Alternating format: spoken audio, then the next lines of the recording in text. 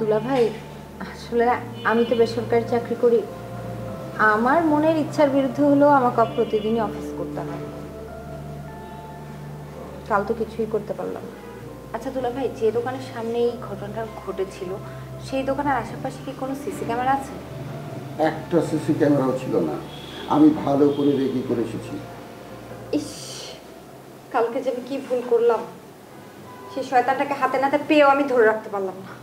একই দিনে মজনু কিডন্যাপ হলো, আনিকা ম্যাডাম বুদ্ধি করে পালিয়ে আসলেন, মন্টুটা কিছু করতে পারলো না। আরে তোমরা দুজনেই একই কথা কেন বলছো? যেটা হবার সেটা তো হয়েই গেছে, সেটা নিয়ে এখন ভেবে তো লাভ নেই। ওরে বাবারে, বলতে চাচ্ছি না তো, মুখ থেকে বের হয়ে আসছে। আমি কি মুখ আটকায় ধরবো? হ্যাঁ, তাই ধরো। আচ্ছা দুলা ভাই, আনিকা ম্যাডামকে যেখানে ওরা কিডন্যাপ করে রেখে দিয়েছিল সেই জায়গায় যদি আপনারা একবার রেড দেন তাহলে তো মন্টুকে খুঁজে পাওয়া সম্ভব। তোমার কি ধারণা আমরা হাত পা গুটিয়ে বসে আছি? আনিকা ম্যাডাম যে জায়গার কথা বলেছে আমাদের টিম সেখানে রেড দিয়েছে। দুর্ভাগ্য মন্টু সেখানে ছিল না। তার মানে ওরা কোনো একভাবে টের পেয়েছে, আর সেটা টের পেয়ে তারা মন্টুকে তাড়াতাড়ি সেখান থেকে সরিয়ে ফেলেছে। তোমার কথা ঠিক না দিয়া, বিগ বস অনেক শেয়ানা, অনেক। ধরা দিয়েও দেয় না ধরা। নাদিয়া শোনো, তোমাকে আমি সাবধান করে দিচ্ছি, তুমিও কিন্তু টার্গেট হতে পারো। হ্যাঁ নাদিয়া, সুজন ঠিকই বলেছে, সাবধানে থেকো। আমি আমাকে নিয়ে ভাবি না আপু, আমার যা হওয়ার তাই হবে। এখন মন্টুকে খুঁজে বের করাটা খুব জরুরি। আমার দায়িত্ব তোমাকে সাবধান করার, আমি সাবধান করে দিলাম। তারপর তুমি যদি বিষয়টাতে গুরুত্ব না দাও, পরবর্তী অবস্থার জন্য তুমি দায়ী থাকবে, আমার কোনো কষ্ট থাকবে না। আচ্ছা দুলা ভাই, আমি তাহলে আজ উঠি। আপু উঠি আমি, আমার এখন আবার একটু অফিসে যেতে হবে, অফিস থেকে এসেছি তো।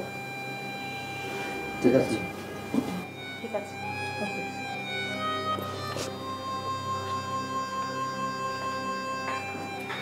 আমি যে কথাটা বললাম আমার মনে হচ্ছে ও গুরুত্ব দিল না। যদি গুরুত্ব না দেয়, ওর ফাঁদে ও পড়বে। সেটাই, নিজের ফাঁদে যদি নিজে কেউ পড়ে অন্যদের তো কিছু করার নেই। এই জন্য মানুষের উপকার করতে নেই। তাও তো করবে।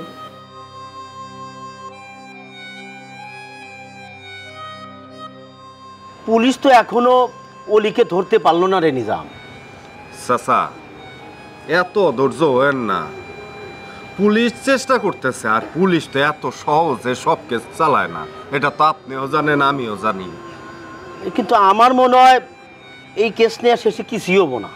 অলি ক্ষমতাধর মানুষ, সব কিছু ম্যানেজ করে নিব। চাচা, অলি যতই ক্ষমতাধর হোক, এইবার অলি রেহাই পাবে না। যেমনে হোক অলির সাজা হবেই, আপনি দেখে রাখেন, আমার উপর ভরসা রাখেন। আচ্ছা হইলেই হয়, সেটা পুলিশের মাধ্যমে হোক আর সিআইডির মাধ্যমে হোক, অলি হইলো একটু। সেইটাই, এখন দেখা যাক শিশির কি করে। যেহেতু শিশির বলছে যে মামলা যদি পুলিশ কন্ট্রোল না করে তাহলে সিআইডিতে নিয়ে যাবে, সুতরাং একটা ভরসা তো শিশিরের উপর রাখতেই হবে। আচ্ছা তাইলে আমি এখন যাই। যাবেন কি? চা খান। এই রতি, না না না না, চা খাবো না এখন, চা এখন খাবো না। চাচির শরীর কেমন আছে চাচা? আর কিবা থাকবো, ছেলে মরা মা, শোকে শোকে একেবারে দিনে দিনে শেষ হয়ে যাইতিস। বুঝছি বুঝছি। আচ্ছা চাচিরে আমার সালাম দিয়েন, আর আমি কালকে যাবো না আপনার বাসায়। আচ্ছা ঠিক আছে ঠিক আছে, আইছি বাবা। চাচা চিন্তা করেন না। আচ্ছা।